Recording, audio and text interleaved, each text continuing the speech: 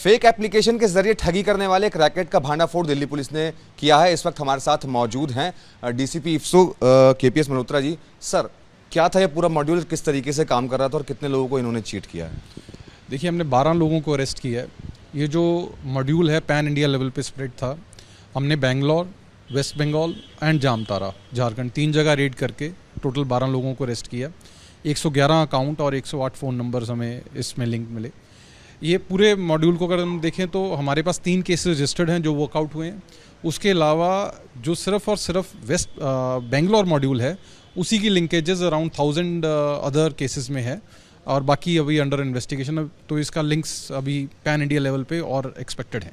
किस तरीके से ये जो गैंग है वो ऑपरेट हो रहा था, किस तरीके से लोग काम कर रहे थे और लोग कैसे ठगी का शिकार हो रहे थे इनके जरिए? ये मॉड्यूल इस तरीके से ऑपरेट करता है कि जैसे एक अपनी फेक वेबसाइट फ्लोट करते हैं ये गूगल पे। अगर कोई आपको बैंकिंग में कोई प्रॉब्लम हुई है, आपको चेक बुक चाहिए जहां आपके बैंक अकाउंट में आपने कुछ चेंजेस करनी है, जहां आपने एटीएम कार्ड या डेबिट कार्ड के लिए रिक्वेस्ट डालनी है, तो आप जाके अपने कंसर्न बैंक में बैंक की वेबसाइट के दिए हुए नंबर पे कॉल करेंगे। तो इन्होंने सर्च इंजन ऑप्टिमाइजेशन के थ्रू अपनी फेक वेबसाइट्स को ऊपर प्रमोट करने के बाद जब कोई विक्टिम इन्हें कॉल करता था तो उसे एक तरीके से ल्यूर करके, गाइड करके उससे डिटेल्स डलवाते थे अपनी वेबसाइट पे, जो कि इतनी सिमिलर लगती थी कि नेकेड आई से और जो एक लेमैन है उसे शायद समझ में ना आए कि ये एक फेक वेबसाइट है। उसके बाद जो मोस्ट इम्पॉर्टेंट पॉइंट था, ये उस विक्टिम के फ़ोन में एक एप्लीकेशन, मैलिशियस एप्लीकेशन डाउनलोड करवा देते थे, जिसके थ्रू जितने भी इनकमिंग मैसेजेस हैं, जो कि OTP जो आता है वो इनकमिंग मैसेजेस की तरह आता है, उस OTP का एक्सेस इनके पास चला जाता था। अगर विक्टिम के फ़ोन पे नेट बैंकिंग एक्टिवेटेड नहीं है तो नेट बैंकिंग एक्टिवेट करना, नेट बैंकिंग एक्टिवेट करने के बाद अब उसमें ट्रांजैक्शंस करके ये उस अकाउंट में से पैसा निकाल लेते थे। जी, अब तक कितने लोगों को ये चीट कर चुके हैं जो अभी तक इन्वेस्टिगेशन में सामने आया है? 3 केसेस हमारे पास अंडर इन्वेस्टिगेशन है जिनमें लोगों को अरेस्ट किया गया है। उसके अलावा जो सिर्फ और सिर्फ बेंगलोर मॉड्यूल है उसके लिंकेजेस आए हैं 961 केसेस में। अभी वेस्ट बंगाल मॉड्यूल जिसमें जो कि इनका लॉजिस्टिक मॉड्यूल है, उसके लिंकेजेस और ज़्यादा होंगे, बिकॉज वो सिर्फ इन्हीं को नहीं, वो और कई तरीके के चीटिंग मॉड्यूल्स और नारकोटिक्स ट्रैफिकिंग मॉड्यूल को सिम्स एंड अकाउंट्स प्रोवाइड करवाते थे।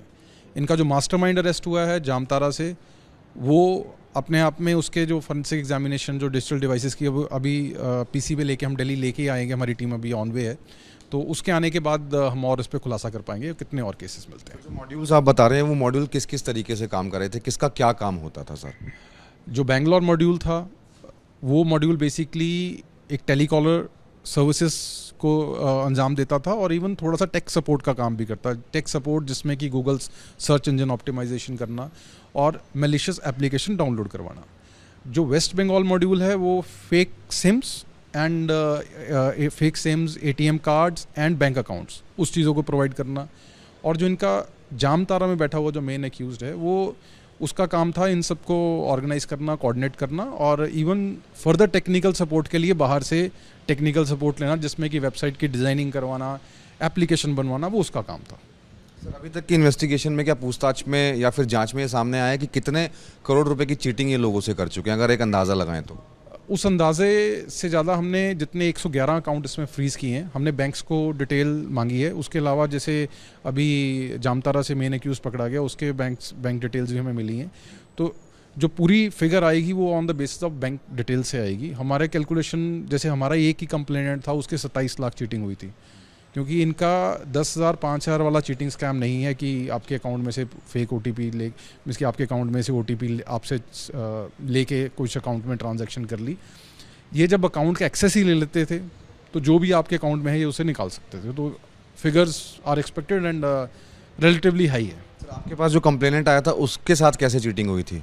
उसके साथ यही हुआ था, उसने कैनरा बैंक की असली वेबसाइट समझ के इनकी वेबसाइट में डिटेल भर दी थी और स्टेप्स एंड प्रोसीजर को फॉलो करते करते अपने फ़ोन में एक मैलिशियस एप्लीकेशन डाउनलोड कर ली थी। उसके बाद जब वो रात को सो गया तो उसके अकाउंट में से नेट बैंकिंग के थ्रू 27 लाख रुपए निकल गए थे। सर, अभी तो सिर्फ 1000 केसेस सामने आए, तो यानी कि अभी आगे जब और लिंकेजेस होंगे या फिर और पूछताछ होगी तो कितने और केसेस खुलना आपको लगता है कि बाकी है? देखिए, फिगर स्पेकुलेट करना थोड़ा मुश्किल है, बट अगर सिर्फ हम बेंगलोर मॉड्यूल के 1000 केसेस हैं तो वेस्ट बंगाल के उससे ज़्यादा ही होंगे, बिकॉज वेस्ट बंगाल मॉड्यूल सिर्फ इसी मॉड्यूल को नहीं, मल्टीपल मॉड्यूल्स को SIM cards and ATM cards and bank accounts provide करता है। तो और सिर्फ चीटिंग गैंग्स को ही नहीं, वो अपना ड्रग्स ट्रैफिकिंग नेटवर्क को भी, और नए जैसे अफ्रीकन नेशनल्स और उनके लिए, क्योंकि ये पहले भी देखा गया है कि इन नार्को इन्वेस्टिगेशन की जो सिम कार्ड्स यूज़ बाय जो अफ्रीकन नेशनल्स यूज़ करते हैं फॉर ड्रग की ट्रैफिकिंग के लिए, वो ज़्यादातर वेस्ट बंगाल और नॉर्थ ईस्ट के होते थे। तो इसलिए एक मेजर एक एरिया ऑफ कंसर्न भी था, और इसीलिए इस केस में हमारा टारगेट यही था कि इस मॉड्यूल को, इवन लॉजिस्टिक मॉड्यूल को हम बस्ट करें। पब्लिक से क्या अपील करना चाहेंगे आप कि किस तरीके से वो साइबर फ्रॉड से बच सकते हैं? देखिए, इसमें सबसे इम्पोर्टेंट ये है कि आप जब गूगल सर्च पे वेबसाइट सर्च करते हैं तो उसमें अगर किसी ने कॉल सेंटर का नंबर, मोबाइल नंबर दिया तो उस पर ट्रस्ट ना करें, नंबर 1। नंबर 2, आपको डबल क्रॉस चेक करके ही अपनी कोई भी डिटेल उसमें देनी है वेबसाइट को, बिकॉज जो हमें दिखता है वो कई बार फेक होता है, और फेक का पता हमें तब चलता है जब हमारे अकाउंट से पैसे निकल जाते हैं। वो better be very careful than sorry वाली कंडीशन है। और आपके बैंक में जो रिलेशनशिप मैनेजर्स हैं, आप उनके थ्रू ही अपना ट्रांजैक्शंस करें।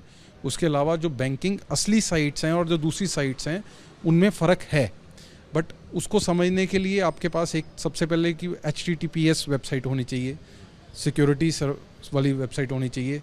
उसके अलावा बैंक एज सच कोई एप्लीकेशन किसी से डाउनलोड नहीं करवाता, और काफ़ी ऐसी चीज़ें जैसे पिन नंबर वगैरह आपसे नहीं मांगता, और जो आपसे पिन नंबर मांगे, जो आपसे OTP मांगे, तो 99% वो फ्रॉडस्टर का है। सो ये आपको सब ध्यान से ऑनलाइन ट्रांजेक्शन्स करना। DCP KPS मल्होत्रा जिन्होंने साफ तौर पर हमें बताया कि जो चीज़ें इन्होंने बताई हैं वो सावधानी आपको बरतने की ज़रूरत है। इसके अलावा जब बाकी के मॉड्यूल से पूछताछ होगी तो इस मामले में कई और बड़े खुलासे होंगे और इस मामले में और भी केसेस सामने आएंगे। कैमरामैन DC मंजू के साथ मनोज वर्मा, ABP न्यूज़, दिल्ली।